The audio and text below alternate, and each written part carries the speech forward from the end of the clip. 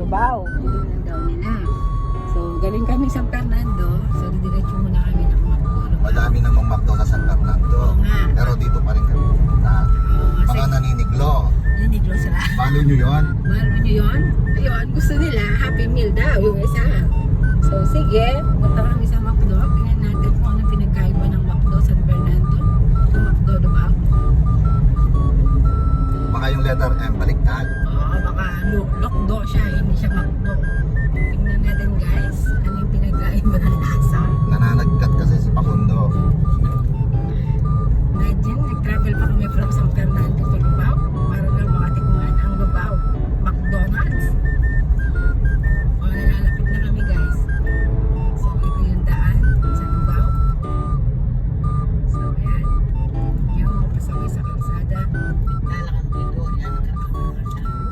So, tayo, we will just do drive-thru kasi meron pa kaming maglalaro pa kami mamaya guys. So, mag-drive-thru lang tayo, hindi tayo pwedeng pumasok. Ayan, nakikita ko na yung pangalan ng McDo. Kita nyo ba siya guys? Ayun, M. Kita nyo siya guys ha. So, tingnan natin ngayon kung gaano, ano pinagkaiba ng McDo, Lubao at McDo dyan, San Fernando guys. Ito na siya. Okay, hindi ka na muna sila po kasi all cars are going in this way to McDo. So, May mga naniniglo din na pupunta. people are naniniglo. Okay, so let's go and let's try their McDo. How different it is with the McDo San Fernando. So they have a lot of parking lots. Kung nakikita nyo guys. So here's the parking lot. And then you will see there's a lot of meron pang mga grass dyan kasi hindi pa ginagawa. Hindi ba nagagawa yung parking? So kita nyo guys. W pala. So we're going there, doon sa McDo, but we're going to Doon drive-thru. yung drive-thru. I think so drive-thru is there. I can see this diretso mo pala. This is exit. The car mali. Okay, park lang siya. This is exit. The entrance is there on the other side. So this is the McDo guys. Kita nyo, katabi lang niya yung Katapat lang po ng katapat lang siya Dabsu. ng Dabsu Lubao. Doon, Honorio Benaventura, Lubao Campus. At saka yung munisipyo ng Lubao. Okay guys, so ito siya. Dumaan kami sa may highway, super highway. Meron ding daan doon sa likod. Sa may, kung galing kayo ng Lubao property, dun sa may plaza. Ayan. Tapos labas kayo dun sa likod ng McDo. Okay, see how people naniniglo sa McDo. Okay guys, ayan na. Now, see, malaki pala siya dab, no? It's bigger. So it's bigger than it's bigger than the McDo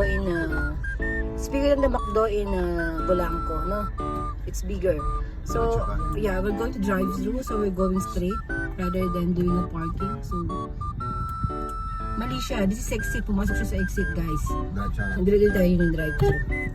Doon kami sa drive-thru. So, hindi niya tinitingnan yung kanyang pinagko-parkingan, guys. Ano niya?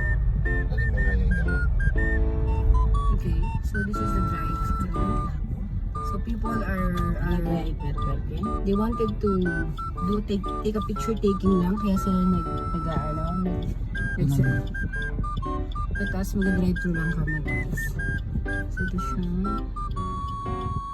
Ayan, so ito siya. So we're going to drive-thru lang. Hindi itong lalaki pero may gamat yung. Okay, let's go and drive-thru guys. So ito siya.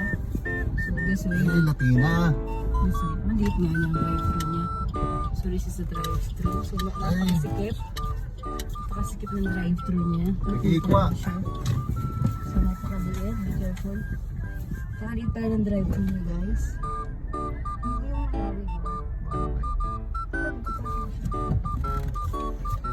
Located yung drive-thru. Okay. Oops. Back. Okay. Let's go in the order number 1 na lang. Number 1 here. Number 1. There, number 1. Yeah, okay, let's order. So guys, what is your order? So, may ano yung order nila. Diyan tayo magsasalita sa order nila. Okay. Okay, so, ano sa'yo na? Ano sa'yo na? Okay. Ngayon, kinatay ko muna kasi nag-order kami. Ang sige pala ng kanilang drive-thru guys dito. Kaso na daw silang chicken, naubusan na. Naubusan sa mga naniniglo. Okay guys, ito na magbabayad muna kami dito.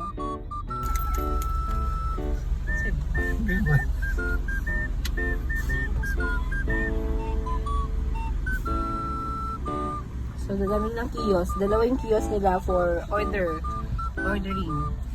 Tapos, pagdating mo dito, you need to pay. And then yung pick-up nila, dalawa din siya. So, you'll see 3 pick-up and 4 pick-up. So, pwedeng dalawa yung piniprepare nilang order. Kasi sa Mark! Ay, tinapa! Alam mo manok eh.